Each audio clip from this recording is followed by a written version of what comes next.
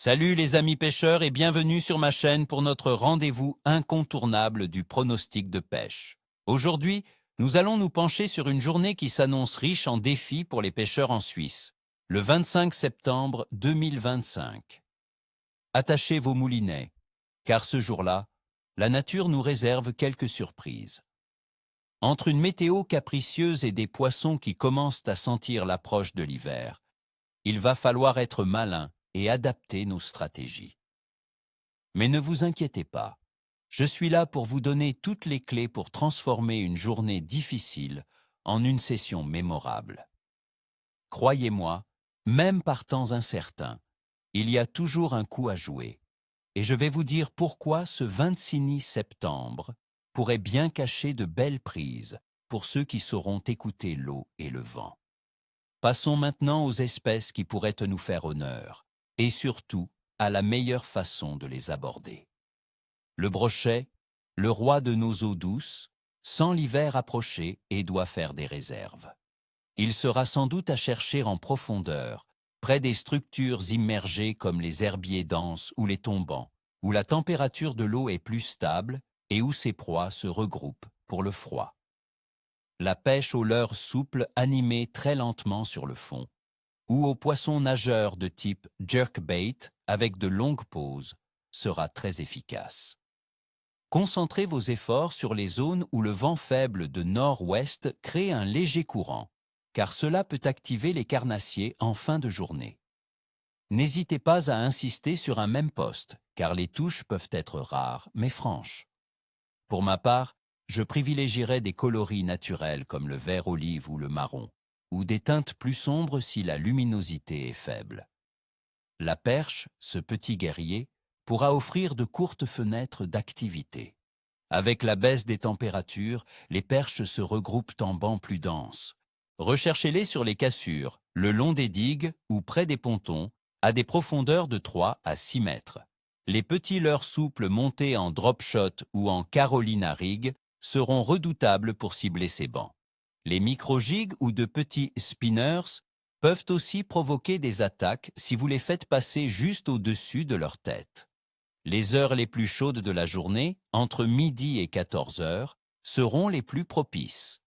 Les couleurs vives comme le chartreuse ou l'orange peuvent parfois déclencher l'agressivité de ces poissons, surtout si l'eau est un peu teintée par la pluie.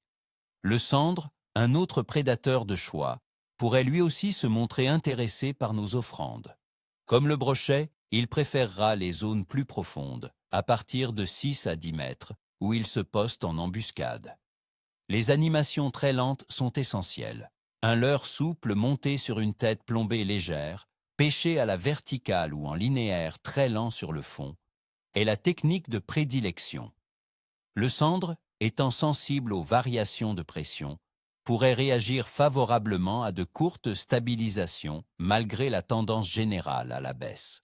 Les coloris naturels, comme le blanc ou le perche, sont souvent gagnants, mais un violet ou un bleu foncé peut aussi faire la différence par temps couvert. N'oubliez pas un bon écho-sondeur pour localiser les concentrations de poissons fourrage et, par conséquent, les cendres. Enfin, pour les poissons blancs comme le gardon et la brème, ils auront tendance à se regrouper en bancs compacts dans les zones plus calmes et profondes, comme les fosses ou les bras morts. L'eau plus fraîche les pousse à réduire leur activité, mais ils restent accessibles. La pêche au coup ou au feeder sera la plus adaptée. Utilisez des appâts classiques comme le ver de terre, les asticots ou le maïs doux, présentés sur de petits hameçons discrets. Un amorçage régulier mais léger avec des appâts riches en protéines les maintiendra sur le poste. Visez des profondeurs de 4 à 8 mètres et soyez patient. Le courant faible de nord-ouest pourrait déplacer légèrement les bancs, donc restez attentif aux bulles ou aux petits remous en surface. Maintenant, parlons un peu des conditions qui vont dicter cette journée de pêche. La météo pour le 25 septembre 2025 en Suisse s'annonce plutôt fraîche et humide. Les températures oscilleront entre 6 et 11 degrés Celsius tout au long de la journée. La pression atmosphérique, mon expérience me le dit, aura tendance à être en baisse, ce qui rendra les poissons un peu plus difficiles et moins enclins à se déplacer activement. Attendez-vous à de la pluie légère toute la journée et même la nuit, avec des probabilités de 45% le jour et de 35% la nuit. Dans les régions alpines, des précipitations plus fréquentes sont attendues, avec de la neige des 1700 à 1900 mètres d'altitude. Le vent soufflera faiblement du nord-ouest. Ces conditions combinées signifient que les poissons seront moins actifs et plus sensibles aux changements. Concernant la température de l'eau, elle sera également en baisse, suivant la tendance de l'air. Au lac de Neuchâtel, par exemple, on prévoit environ 15 degrés Celsius le 25 septembre.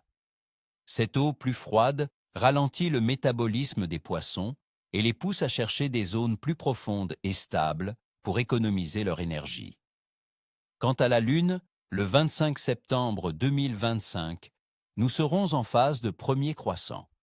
Traditionnellement, cette phase, juste après la nouvelle Lune, est souvent considérée comme un moment de pêche plutôt capricieux. L'activité peut varier fortement, avec des poissons qui peuvent se montrer très actifs par intermittence, mais aussi des moments de calme plat. Ce n'est pas la phase la plus réputée pour un jour de folie, mais des pêcheurs expérimentés savent que ces périodes réservent parfois de belles surprises, surtout pour les carnassiers qui peuvent avoir un coup de faim soudain. Au vu de tous ces éléments, la pluie et le froid, la pression en baisse, le vent faible du nord-ouest et cette phase de premier croissant, mon évaluation du clève est faible à capricieux. Le changement de saison est bien là et les poissons commencent à se préparer pour l'hiver, ce qui signifie qu'ils seront moins enclins à mordre de manière agressive. Le froid et la pluie vont les pousser vers les profondeurs et la baisse de pression les rendra plus méfiants. Il faudra faire preuve de finesse, de patience et d'une bonne connaissance des postes.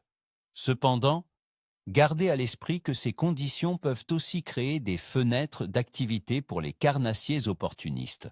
Alors, restez vigilants. Voilà mes amis pour le pronostic du 25 septembre 2026. J'espère que ces conseils vous aideront à affronter cette journée un peu technique. Je vous souhaite à tous une excellente pêche, ni queue ni tête.